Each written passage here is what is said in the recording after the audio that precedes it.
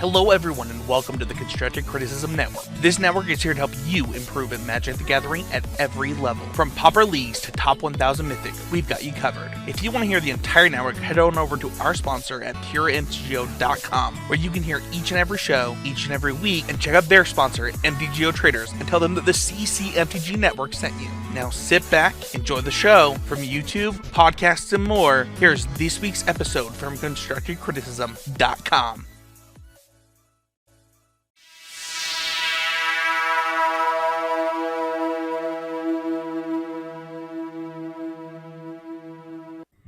Hello, everyone, and welcome to episode 446 of Constructive Criticism. This is it. We're all here. The gang is together. CC is at full power. This is now full that Mason power. is back and I'm back. Yeah. Mm-hmm. This is full power. I don't know. It felt like it full power, but a little behind the scenes. It felt full power while we were recording the segment that people listen to in just a little bit. That's full power. You got Reid Duke coming on the show today. Well, that's turbo boosted. You know, Mm-hmm. This is before you inject that liquid nitrogen to really that liquid cooling, make it so we can operate at overdrive. Got it. Fourth gear. Do you? How many? Wait, what? Well, it's like Monkey D. Luffy has fourth gear. This, second gear. gear. This is an anime. I get it. I was thinking about a car. We're driving. That's not a high gear, Mason. Well, first off, let's relax. Second off, true. But sometimes you need the fourth. Like, the thing is, though, the fourth gear is it's needed to get up the tall hills. Like, you need that when the going gets tough. And sometimes you're trying really hard here. Things get tough, and you just need that Reid Duke to come in and clutch up and talk about the Pro Tour win and improving at Magic deck selection, etc. There we go. Let's talk about I was improving really quickly. I was improving is the point of the show, which is the thing that we be trying to do, right? Like it is a real struggle. I think that people don't realize how hard it is to keep this mindset all the time. But one of the reasons that we do the show is so that we hold ourselves accountable for the listeners and trying to do that. Abe, you were out last week. Why don't you go first, talk to listeners about what you've been doing to be always improving? So something that I've kind of talked about a lot already this year in regards to my always improving has been really like cranking down the screws on my process and trying to like really tighten it all up. And something that I was exposed to through work in the last couple of weeks that has really been sticking with me in terms of the goals that I've been setting for myself has been the SMART system for goals. I don't know if either of you have ever heard of a SMART goal. Yeah, that's just really quickly, the acronym stands for the last one's trackable. So it's oh my gosh, you're gonna now I'm it's putting myself specific, measurable, action bound, reasonable. No, I might have it wrong, but I think it's attainable, realistic. Attainable, realistic, and time bound. Time bound. So, that's right. I had measurable wrong. So when you put it all together, it's the idea that when you're setting goals for yourself, especially for, in the case where I was exposed to it, it's at work for, setting your performance plans and your development plans for yourself and for any members of your team you're helping with them. And for Magic, it's really saying like, okay, everything is pretty time bound in Magic when it comes to lots of things preparation. Either it's that you're preparing for a specific tournament, or you have a deck selection deadline, or you have, you know how much time it's going to take you to do something. In my case, it's like I know how much time I have that I'm allocating towards exploring ideas in the format, and then once I've kind of gathered all the information from that, it's moving forward to a decision of, okay, what is it I'm doing with that information into, refining it down to deck selection.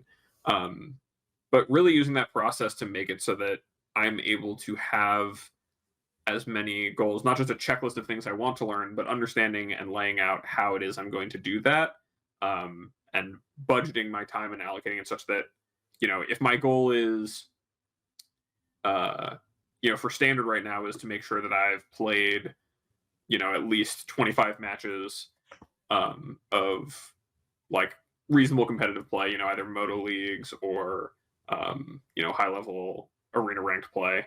of each of the major standard decks I'd consider for the RC at this point, then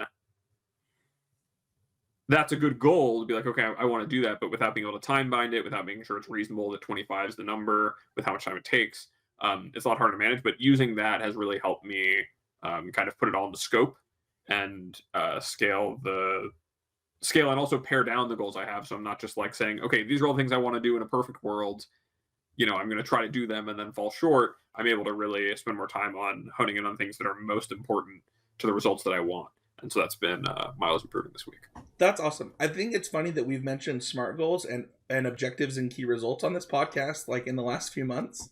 Really going to show like the kind of that thing that Abe, you are going to talk to Reid about, but like using the things that we've learned across everything in order to deliver us the outcomes that we want in Magic. SMART goals is actually mentioned in the creation of objectives and key results as like SMART. So the reason I'm going to bring this up is like SMART goals are really good for when you're trying to have something that is quantifiable, right? And so in Magic, the goals that you're talking about here are these very solidified, clear-cut things, which is very different than like using SMART goals for like tournament results, right? Because that's a little bit more nebulous. So I really like the way that you framed it. Just wanted to call out that you did a good job of identifying the type of the use of sorry, let me say this differently. You did a really good job of using the right tool for the right situation and not trying to force the tool into the wrong spot. Thank you. Appreciate that, Spencer. Mason, what about you? What have you been doing to be always improving? I'm getting into like the whole new routine of doing coaching all the time and having, like I am sort of in charge of my own hours and I can be doing Magic stuff whenever. And I'm doing Magic stuff for like, on average, like 6 hours a day already, and making sure that I'm not burning out. And that's been my big improving moment is like, it is important that I take time to do things that aren't Magic, and I think it was really helpful for me. I went and played RC this past weekend and won, and I was really tempted to like go play a Moto League with my deck, like after I'd finished everything on Friday. And I had just worked for like basically 8 hours already, and I was really tired, and I had been really drained from doing everything and getting into this new swing of things and getting to move. And I was just like, no, actually, I know my deck. This one league won't matter. Instead, I'm going to spend just 20 minutes thinking about my sideboard plans, called even there, not to waste 2 hours, and I'm just going to go watch some Blue Lock instead and just chill. And that sort of thing, I think is really important to do, and it's really easy. It's a lot easier to do when like your job isn't so tied to this. But then once you have sort of unlimited time where you can put as much in as you want, it's really easy just to continuously pour into it, and it just wasn't worth it. Kind of like the cost benefit you get out of it, is so much more the early on it is, but so much worse as things go on, right? Like the first piece of candy tastes really good. The 100th one is like, oh, my stomach. Yeah, I really should take that to heart, because this weekend after doing coverage, I went home and immediately fired up Arena, and I wish that I hadn't. I wish I had done like anything else. So I you work. It's like the same, right? Like you work 16 hours in Magic, and then I almost felt like it was a waste of my time to be doing like the modern stuff, but like that's not true. I am putting my own pressure on myself, saying that I need a practice standard for the RC, but it doesn't have to be right now, right? And I think that that's a trap that I fall into a lot, and I should take your advice there. Yeah, it's poggers. Also, I'm just winning every time I do it, so like obviously you're gonna win when you do it. So then you'll win, and then we'll perpetuate it. So for me this week, always improving was kind of similar to Abe's in that trying to identify like how I want to be using my time coming up to this regional championship in San Diego. And so much of my time in Magic is split between different things. I'm doing coverage about once a month. I'm doing Magic coaching about 2 to 3 times a week. And being a dad of 2 kids, it means like, okay, how am I going to fit in the time that I need to feel like I'm putting my best foot forward for this regional championship? And so one of the things that I've been doing is like, and then also obviously podcasting. So one of the things that I've been doing is like when presented with opportunities to play Magic, I'm picking to play Standard. And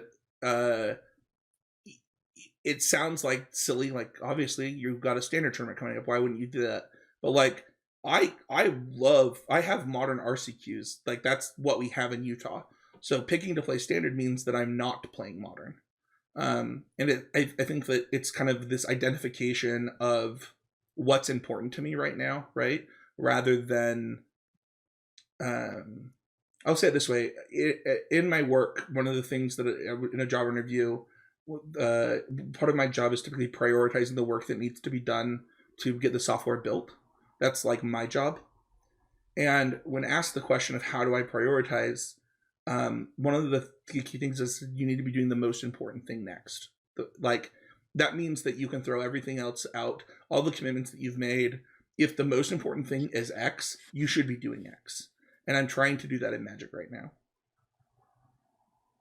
Yeah, I think that's like really important. Understanding the priorities, especially when you're functioning on like limited time, or I mean, just in general when it comes to structuring your time, which is something I've been, reflecting on a lot recently. It is just so important, even to Mason's point of like structuring your time such that you can make time, right? Instead of spending 2 hours playing a league to like get more match experience and get more reps and feel more comfortable that way, you were able to get a similar functioning amount of comfort out of, okay, I'm just going to spend the time thinking about my sideboard plans, and then I'm going to go decompress and do something for myself because I've been playing Magic or engaging with Magic for 8 hours today. And like the knowledge that that is your priority of like, I'm going to function better and feel better for this tournament because I'm doing that, that's just as important priorities being like, okay, I have this time, right? I only have, an hour tonight where I'm going to be able to spend any time on Standard or on Magic in general. I could draft and do I could do a ranked draft of Phyrexia, or 3 of them in an hour. Come on, man. Have you seen that format? Yeah, I mean, if you're really flying through them, yeah, you can rip up a few drafts, or you can sit down, pick a deck that you want to make sure you understand better in Standard, think about the format, get experience in it, and do that. And making the intentional choice to do that with your priorities is really important. Yep. Yeah. All right. No Patreon shows this week, but if you want to support the show directly, head on over to patreon.com/ccmg. $5 gets you into the Discord. $10 gets you free entry into our quarterly event. I do believe that we have a sponsor for that. I just gotta cross our I's and button our T's. I don't know how they say that. But yeah, that's pretty exciting. And then if you want to sponsor this podcast, you want to hear Mason talk really nice about you in his sweet, sweet Mason voice. If you want to make Abe Stein's smile come out, yeah, there it is. Oh man, I missed it. I missed you last week, Abe. Just hit me up at spencerhowland@gmail.com, or you can just message the show directly on Twitter or on Facebook. We are pretty picky when it comes to sponsors. We want people that sponsor the show to get something out of it, but we also want our listeners we want to really be able to support it. We told the story not that long ago about turning down sponsors, and I actually had to do that this week. I haven't told these guys, but we got another one of those like, do this like sketchy thing and we'll sponsor your show. I'm like, no. So, but another way to support the show directly is actually to rep it. Head on over to the swag store, just at constructorcriticism.com, and you can have a sweet CCMTG hoodie or shirt or desk mat like Abe wants. Pretty awesome. Do you need a new desk when you move, Abe, Mason? No, I think I'm good actually. Okay. I think the place I'm moving to has a desk. Why? What's up? No, I just realized that isn't the desk that you're on like massive? It's pretty big. Yeah. It's like this. It's like big oak or something too. It's like a old, yeah. That's, yeah. This is an oldie but a goodie. An oldie but a goodie. Speaking of goodies, let's jump over and listen to us talk to your boy, your Pro Tour champion, the champion of the people, really, Reid Duke. And we're here joined by Pro Tour champion Reid Duke. Reid, how's it going? It's going good. I haven't gotten sick of that introduction yet, so thank you very much. Thanks for having me on the show. How long are you introduced as Pro Tour champion? Is it just until the next Pro Tour champion happens? Great question. I mean, there's got to be some grace period where it's like, okay, you know, that's where people are sick of that now. But I think, you know, I have won a Pro Tour, and that will be true until the end of time now. So there's that. It's I think the correct answer is it's when you win worlds and then you're world champion, Reid Duke. Yeah. Yep. So I got to do something. I got to get a step higher in order to cancel it out. Yeah, Andrew Ellenbogen called himself the last Pro Tour champion for like 4 years. So I think you can do it for like 6 months at least. So Okay. it works out. Yeah. Well, Reid, thank you so much for joining us today. First of all, I just want to say congrats. I got to listen to your Humans of Magic podcast, and you know, I think that this is a little bit anecdotal, but like it seemed like you were the most cheered for person in the history of Magic for like a couple hours there. People really wanted you to win. Like that, I've not seen the community come together for somebody to win an event like that, maybe ever. Yeah, I mean, thank you for saying that, and I don't know if that's true in a literal sense, but I will say that like I've just been totally overwhelmed by the number of people, you know, saying they were rooting for me and that they were happy to see me win and stuff like that. Yeah, I'm kind of speechless. Just I'm so grateful to have that level of support, and I was already excited to begin with about the return of the Pro Tour and everyone getting together to have fun, you know, playing competitive Magic. And if I could be part of getting that off on a good note, then that's even better. Yeah, let's talk about the event. You know, you kind of talked about this already, but like it was the first Pro Tour, quote unquote, in a while, and especially in paper. What did it kind of mean to have paper Magic back for you? It's amazing. It's sort of like we were frozen in time, and I was to some extent just waiting for it to happen. Not just on a personal, not just as a player, but also just as a fan of Magic. It's like I really cherish that structure and the continuity between players who played in different eras and players who played, you know, at different, you know, all across the world. And the Pro Tour is the one thing that everyone has in common as loving and being able to represent the highest level of the game in a way that's so valuable for so many people. Yeah, I mean, Mason, you talked about this a few episodes back where you talked about, you know, having your first Pro Tour not feeling like a Pro Tour. Did you have that same, like, did this one feel like the Pro Tour? Yeah, I mean, it's hard to know because this was my first paper Pro Tour, but it definitely, the vibe and the experience was way different than like playing the online ones. And, you know, I've had friends who have played Pro Tours and stuff like that, and I've been to the ones that were local to me and had that sort of experience, and definitely felt that way, and definitely was very exciting and very, just like a very fun experience. You know, I mentioned a little bit on the last week's show, but the vibe and everything was just really different. It was just really cool to like, everyone worked really hard to get here. Everyone really wants this and have that like hunger, and everyone wants to be where Reid ended up, right? And like that sort of vibe, camaraderie, and like trying to improve and be the best at something is like a really cool sort of thing. And everyone has like a lot of mutual respect and a lot of, you know, same goals and admiration. It's just a great experience all in all. So yeah, I just to echo that, like I remember sitting down for my first Pro Tour draft, and like you look across the room, right, and you see Reid Duke, you see LSV, you see PV, and like these are the people that you wanted to compete against at this level for so long. And I gotta ask, Reid, does that feeling stay? Like, yeah, totally. Yeah, I sort of have this thing that, you know, I worked so hard to get to my first Pro Tour, and when I finally got there, I did really, really badly. I started out 0-6 in my first Pro Tour. And it, you know, like most people just kind of automatically check the drop box at that point, you know, because they don't want to play anymore if they can't make day 2. But for me, it was like, dude, I've worked so hard to be here. I'm going to squeeze like every bit of enjoyment and experience out of every round that I get to play at the Pro Tour. And I still feel that way. It's like there's so many people that would kill to be here. So for me to not make the most of it, it's almost like, you know, I'm doing them a disservice, you know. So I still really value that I get one of those 300 slots to play at the Pro Tour. That's awesome. You actually gave that advice to former co-host of this show at the Pro Tour.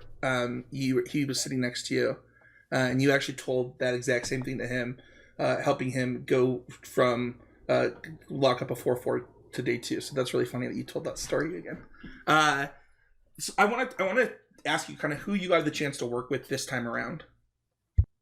Yeah, so we put together a team, and it was some, you know, old school guys that I'd worked with in the past, but also a new roster with some new players who I'd met in the play from home era.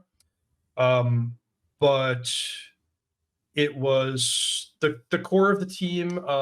Listeners might be familiar with like that crew who did really, really well at Worlds with the Mono Blue Spirits deck. So Ely Cassis, Jim Davis, Jakob Toth, Mike Sigrist. Then there were some of the old people from like the team we used to call the Pantheon, Gabriel Nassif and me. And we had like Kai Buddha and John Finkel didn't play the Pro Tour, but they were like in the Discord with us and stuff like that. And maybe they'll play later in the year or something like that.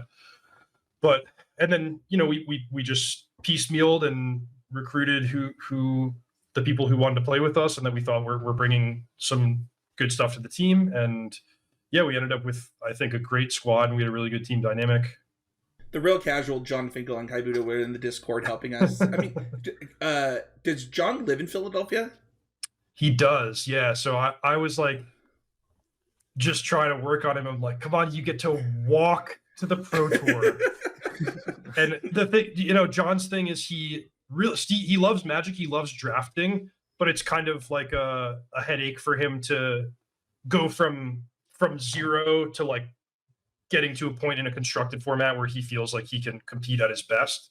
It's like he doesn't even know the cards that have been printed in the last year or two. So I was trying to encourage him, but it ended up he had a conflict and he couldn't play anyway. But hopefully I can get him out for a future Pro Tour. Talk to me kind of like, what was the starting point that, I know that you had said on other shows that you've been on that kind of Mike Sirius was kind of like the leader this time around. What was kind of the starting point for the testing process? So, you know, we knew that we were going to be playing Pioneer pretty far in advance. And even though there was a new set, Pioneer didn't, you know, a couple new cards came out, but it was structurally the same as it had been. So everyone had their background, the decks that they played in the regional championship, what they were grinding with in the Magic Online leagues. So we already had a bit of a picture of what Pioneer was going to look like when we showed up to the house. And yeah, Mike Sigrist, I would say he'd played the most. He's like, I tried a lot of different things, and this is the deck I like, the Indomitable Creativity deck, and we valued that input for sure. So he came with that being his top choice already. It wasn't like later on in the process he came saying that. No, yeah, he liked that at the start. He wasn't necessarily set in stone, but it was kind of like, this is my favorite deck, and unless something happens to change that, unless somebody can, you know, beat it out of me, then this is what I'm going to play. And turns out nobody could beat it out of him, and he continued to perform well, and it just was a really good deck. So were there other decks, Reid, that you personally were considering? You kind of had mentioned at the Pro Tour that this wouldn't typically be your first choice type of deck. So I'm kind of curious, like, did Mike beat this deck into you, or was like, what were the other decks you were considering, or maybe the team was? Okay, well, I'll start with the decks that my team registered. I believe it was like about 10 of us on creativity, about 3 of us played Rakdos Sack, and then Ben Lundquist went with Orzhov Auras. And they were all, you know, all good decks, I think respectable choices. Then at various other points, I was considering Mono Blue Spirits is what I had played at regionals. I really liked that deck, but it wasn't necessarily shaping up to be a great choice against like a bunch of White Weenie and Gruul and Rakdos. I like Rakdos. At any point I was like, all right, if I just have to default to stock 75 card Rakdos. That will be totally fine.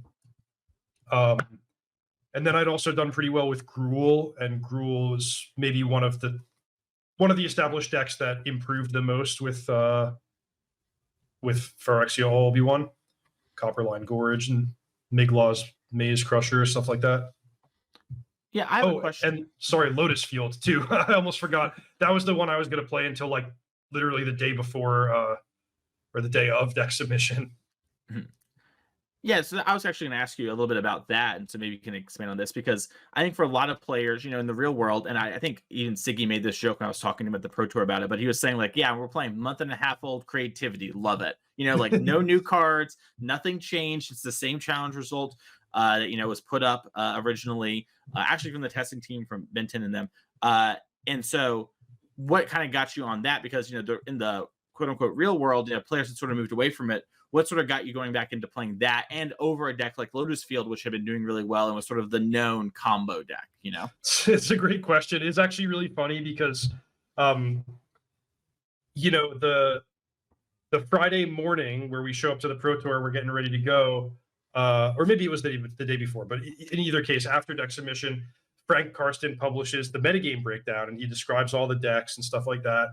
And you don't know who's playing what yet, but he gets to Indomitable Creativity, and he's like, yeah, I was surprised that a big team went with Creativity, given that it did pretty badly in the regional championship and got no new cards. So I read that, and I'm like, ooh, like, I'm kind of feeling stupid right now. Like, is that really what we wound up doing here? And it was, but there's this phenomenon in Magic where like sometimes a good deck it's just not getting attention. There's nothing wrong with it. It's not suddenly, somebody flipped a switch and it's bad and it can't win. It's just, it's not in the limelight. People aren't talking about it. The streamers aren't playing it, whatever. But yeah, Creativity, I think, look, it's nothing special. We didn't break the format or anything. It's just one of many good decks in Pioneer, but it had a lot of the intangible qualities that we liked, and we thought that Gruul was going to be kind of a well-represented deck, and Creativity was, one of the things that we found that had the best matchup against Gruul. So there were a lot of little things going on. Can I ask? Oh, go ahead. Can you speak to those intangible qualities a bit? Like when you say like the deck had the intangible qualities that you liked, is that can you make them a little more tangible? Totally, yeah. So there's kind of like two things that I like in a deck choice that are at total opposite ends of the spectrum. One is I like to feel that I have some control over the way the game is going, maybe have some consistency, some card selection, and feel like things are not going to be just purely decided based on my opening hand. And then the other end of the spectrum is I don't like to play a super, super reactive, like blue-white control deck with no win conditions, unless it's really good, unless it's like uniquely good. I don't like to play a deck like that. Didn't you and the reason is... Did you and Huey registered like a literal blue-white control deck with no win conditions once? Yeah, I have done that before, but I was sharper back then. I played faster, it was different era. But no, to your point, like I will play any deck if I think it's like actually like head and shoulders above the rest of the choices. So I played no win conditions blue-white control before. I've played Boggles before, mono red or whatever. But the thing that I do look for in a Pro Tour deck choice especially is a strong proactive game plan. So instead of having to dismantle every opponent and really, really work for every single win, the ability to just once in a while be like, you know what, shields down, combo attack you for 30 and get an easy win. Like that, those kind of add up over the course of a long event. And if you don't give yourself any easy wins, you have a really tough road ahead of you in terms of beating these great players, navigating a diverse field of a lot of different decks, and finishing matches in time. But I felt that Creativity had the best of both worlds, where it's like I have these control elements in the card selection, but then also the combo finish. So it's funny, the way you just described this deck is how I describe the rules of engagement for Modern when it comes to playing Modern in a lot of ways, where like you have to both have B plans and you have to have a proactive game plan in some degree that like actually allows you to just win games of Magic. Otherwise, you're not operating on the same level as anyone else. Do you think Pioneer has similar rules of engagement?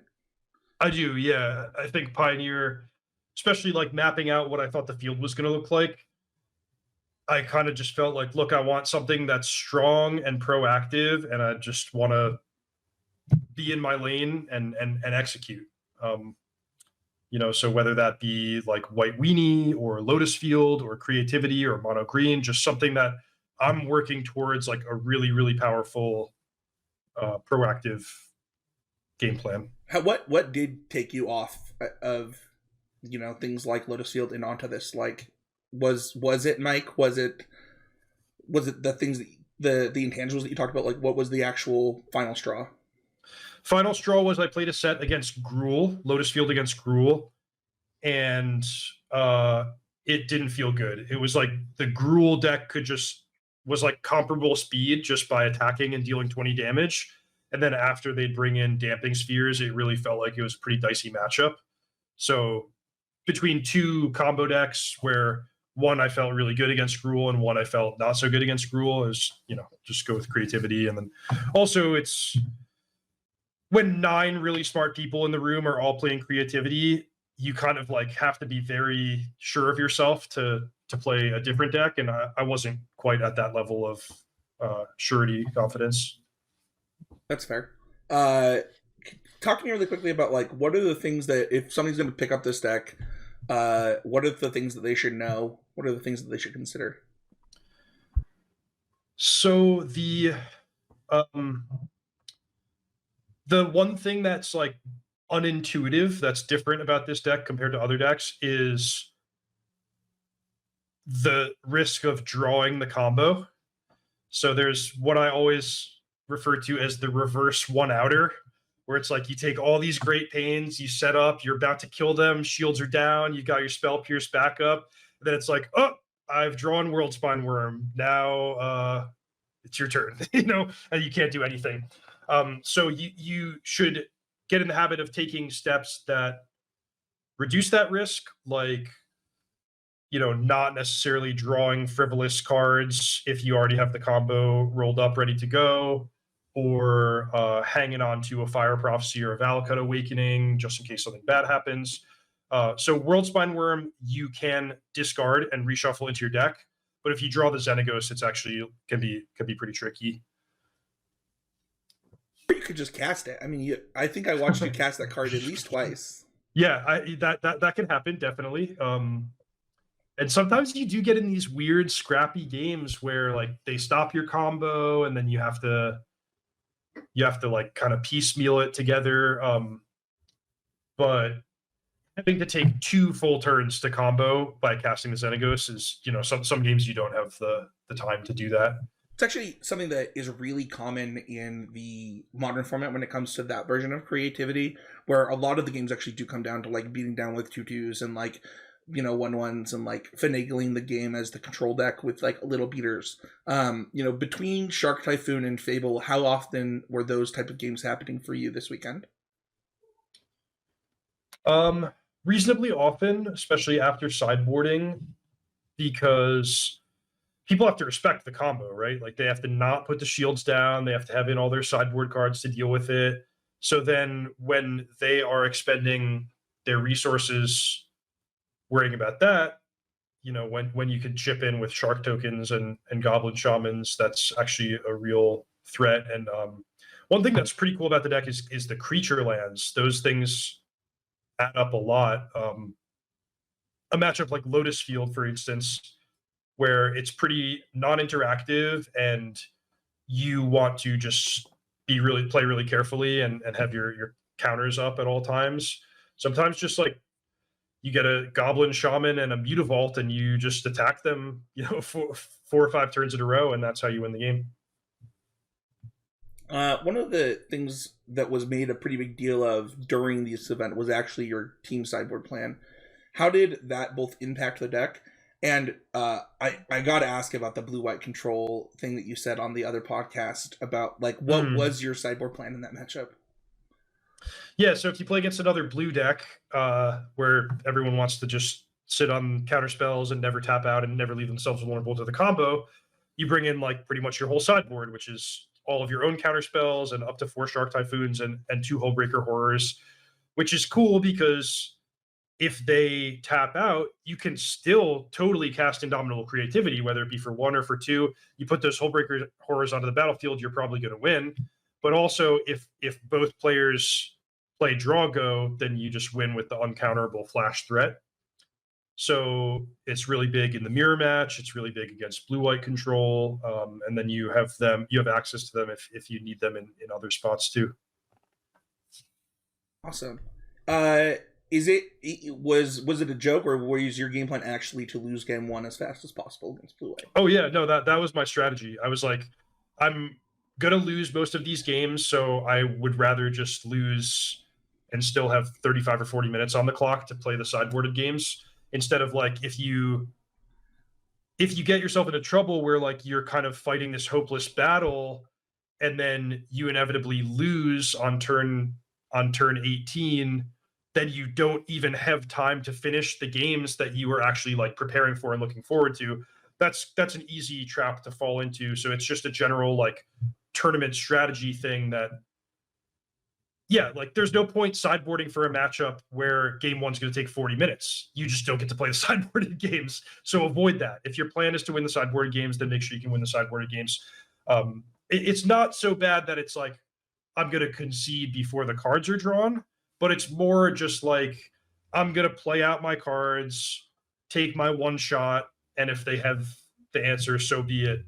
We'll shuffle up and go to a game where I have more weapons to actually take the game where I want it to go. Is there any other pieces of the sideboard that you really liked out of this deck?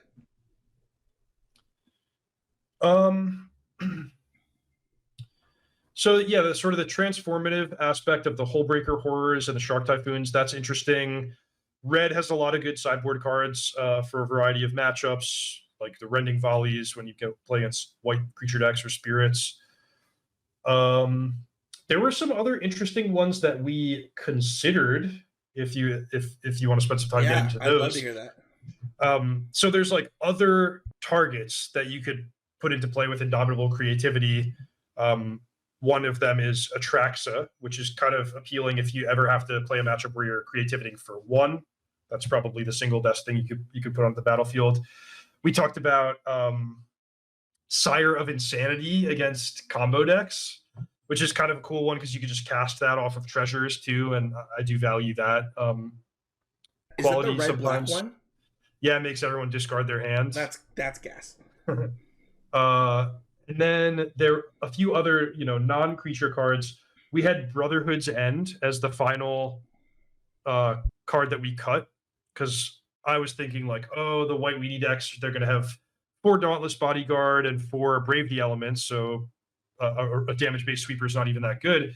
Then it turns out the white weedy decks were moving away from those cards. So if people don't have Brave the Elements, you probably do want some number of damage-based board sweepers. Moving forward, you could do something, techie against Rakdos. I saw some folks playing Blue Sun's Twilight, which is like lets you answer Sholdred. You can cast it for 2 mana against opposing Goblin Shaman. Yeah, I mean there's some stuff that you can experiment with. What do you think now that this deck is like probably firmly on people's radar, that people could do to maybe combat potential targeting of this deck? So you mean if you're playing creativity, what do you do to next level people? Yeah, have transformative sideboard or alternate targets is a good idea, because you're probably right that people will find ways to not just die to a World Spine Worm attacking anymore. So I gotta say that I did see somebody creativity for a Atraxa on coverage this weekend when I was doing coverage of our RCQ. Not in this version, but in Modern. And funnily enough, their opponent had a Turok in play, and because they didn't realize that they could fail to find with the Atraxa, they actually had to discard a hand size and died on the crackback uh, Oh, no. in the finals. Wow. It was great. All right. Well, tips and tricks. There you go. Yeah. Failed to find with the Traxa. It probably won't come up in this format, but I did think it was funny to mention. Let's go into our Patreon questions really quick, Reid.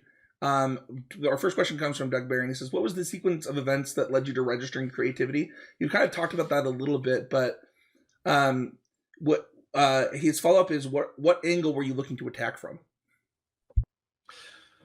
Yeah, so just pretty normal testing process in terms of trying out a lot of decks and eventually getting to day of deck submission, having to pick one. The thing that I would say is special about this Pro Tour is I just thought it was going to be a very diverse field, which what that means is if you're playing a tournament, like let's say you're playing a standard tournament and you say, oh, it's going to be, the field's going to be 40% Grixis. That's like a problem-solving exercise where you can try to find cards and strategies that are really effective against Grixis, and that can give you an advantage. But in a world where there's going to be 20 different decks, all between 5 and 10% of the field, it's just not really worth it to do that. Like even if we could build some deck that's amazingly good against mono green devotion, it's not even clear that that's what we should be doing. So in that sense, it was more about like, let's just find the best deck that we can find, period, the end. And we weren't really trying to necessarily like level the metagame, because I didn't think there was going to be any clear metagame trends to level to be on the cutting edge of. I think it's just pioneer, super diverse. It almost feels like that modern format that you popularized John so much in, where like it's a very diverse field. There's a lot of different points of engagement, and I like really what you said of one of them is a problem solving exercise, and this is more like just team Mason. What do you call it? Team viable. Team decks. Reasonable decks. Team reasonable deck decks. Gamer. Yeah. Be a reasonable deck gamer. And your team came with something that I think didn't necessarily level the field, but that people were not expecting, while also just being a team reasonable deck. Yeah, it was kind of a nice spot because I think if you polled most Pro Tour competitors what decks are going to be popular, you'd get a lot of the same answers like, oh, Gruul, Rakdos, mono green, mono white. And creativity wasn't like unknown quantity. I don't think people were looking at my deck list and going like, oh, I can't believe this, I've never seen this combo before. It wasn't like that, but it was low enough down the list that people weren't making their deck choices or their sideboard choices with the goal of beating creativity. So you get a little bit of leeway there. You already answered Mikey's question of what other teams were in the wheelhouse and choices for the Pro Tour. Is there any that we didn't mention?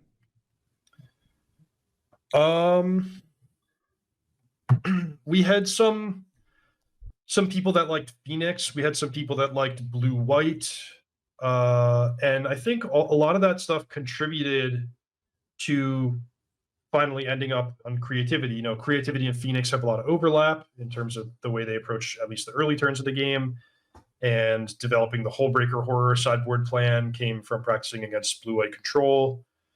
So yeah, I mean, we kind of tried out everything, had one or two people that liked almost every different deck in the format. But this last question comes from Donnie, and I have to say that it's my favorite question.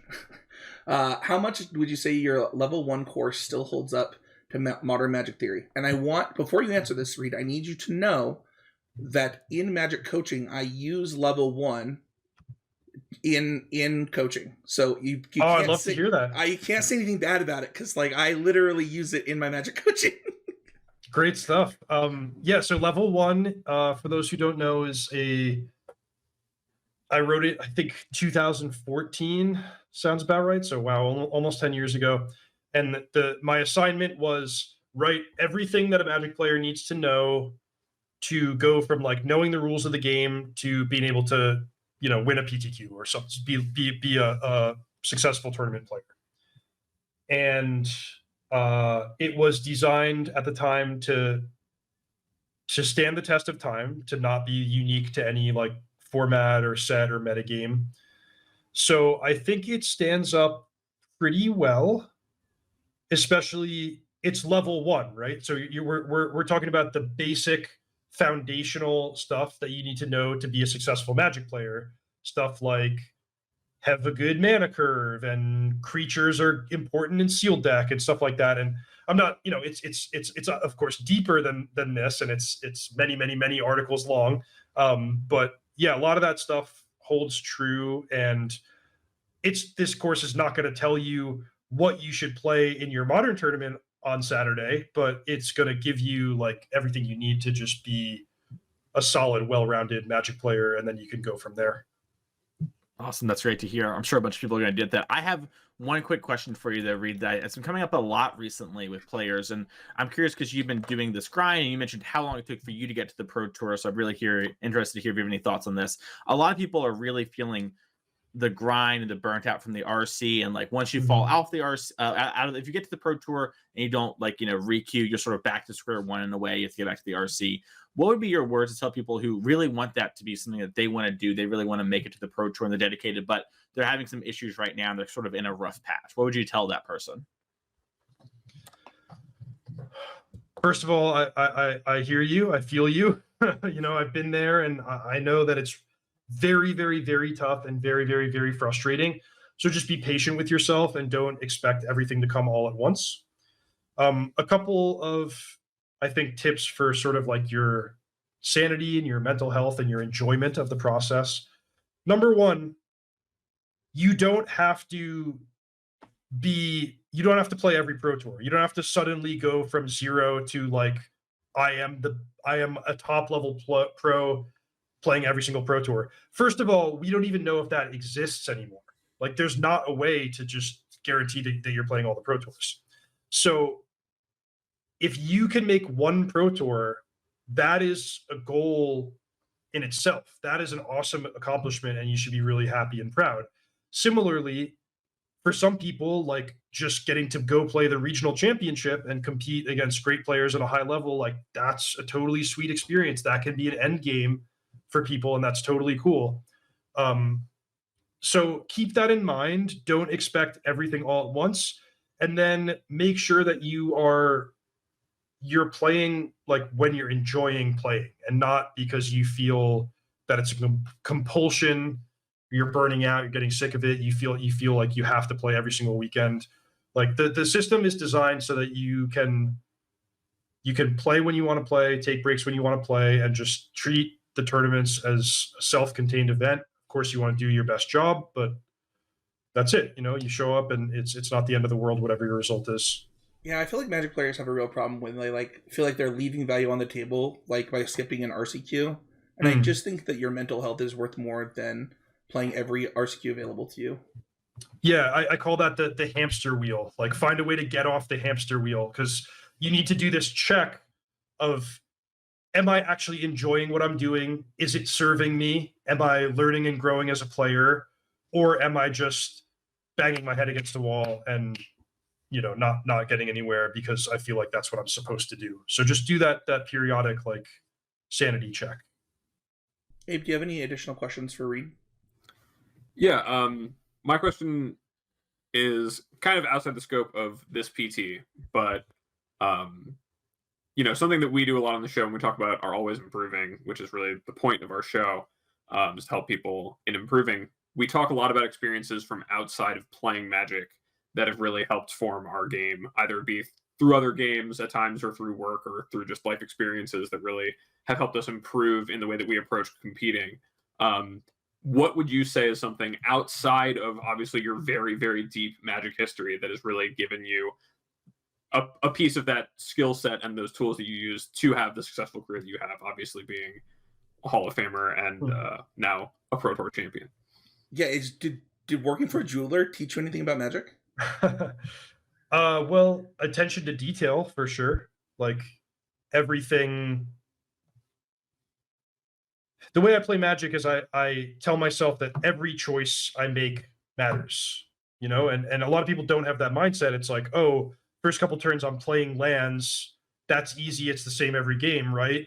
No, not right. Like, you should be thoughtful about your land drops.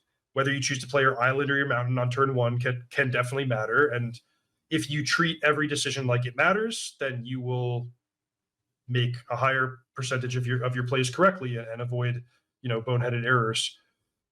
It's a really deep question, the one that Abe asked. I mean, the thing that comes to mind for me is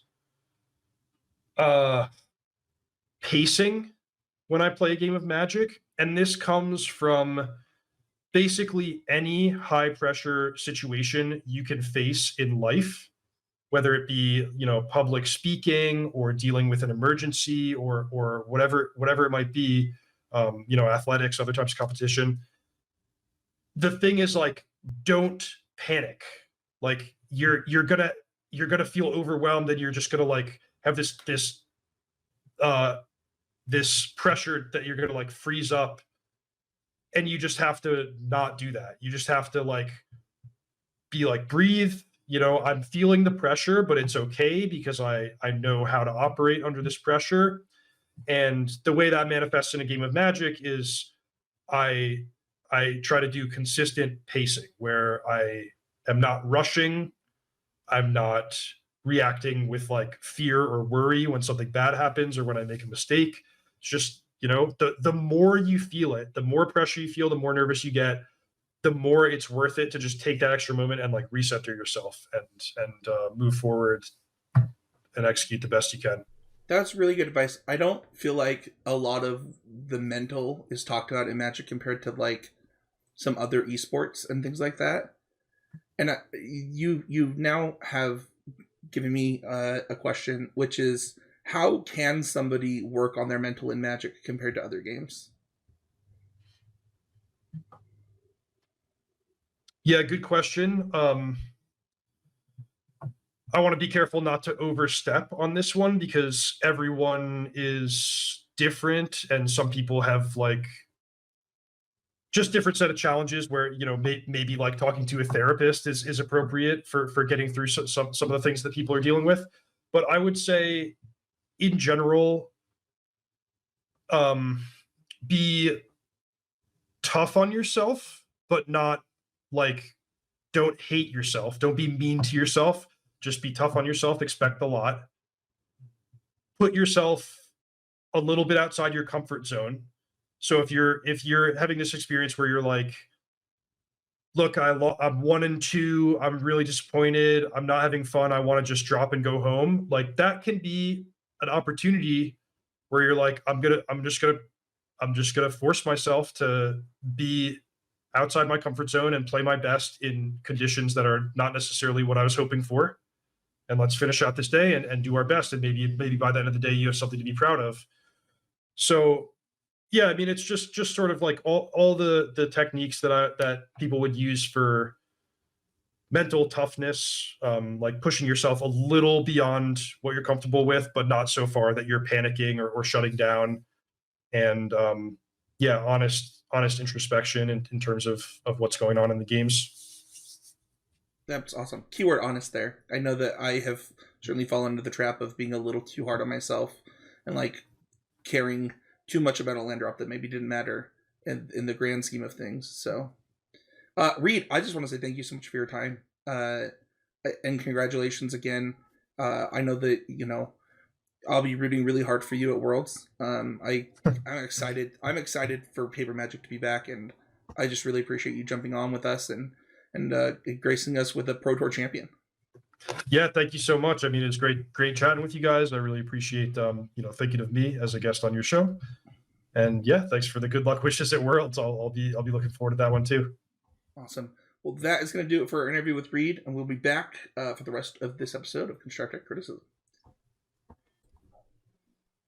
Dude, that was awesome. I loved having Reid on. Yeah, it was great to have someone like him come on. And also, you know, he's so busy, he's been guessing on a bunch of stuff. And so thank you so much, Reid, for coming on and taking the time with us. It's awesome. Yeah, I'm sure that, like, I remember when I won my PTQ and, like, I had, like, you know, a couple thousand notifications in like a few hours, and like my phone was like, I thought my phone was on fire, right? I can't imagine, being the person that most of the people were rooting for at the Pro Tour and then winning it. It must have been intense. So, any takeaways that you guys had from that interview that you wanted to mention really quick before we talk about the YouTube comment? No? I have one. I just think that it was really cool for him to talk about the mental game the way that he did, and his approach to this very dedicated, methodical mental game. I think it's really hard in Magic to not let your emotions get in the way sometimes, and I really appreciated his advice on that.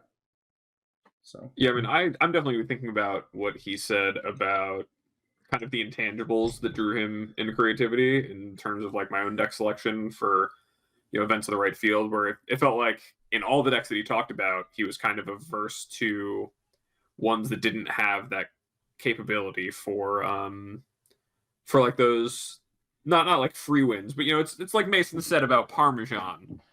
You got to have a little bit of maybe not an unfair element, but a proactive enough game plan that's gonna be able to win a game quickly and get those wins that are earned by the power of your deck, but also balancing that out with agency, and how especially at a field like the Pro Tour, agency is worth a lot less than the power level, because you're going to be playing against people who it's going to be a lot harder to be agent over. So, Oh, I really like the way you said that.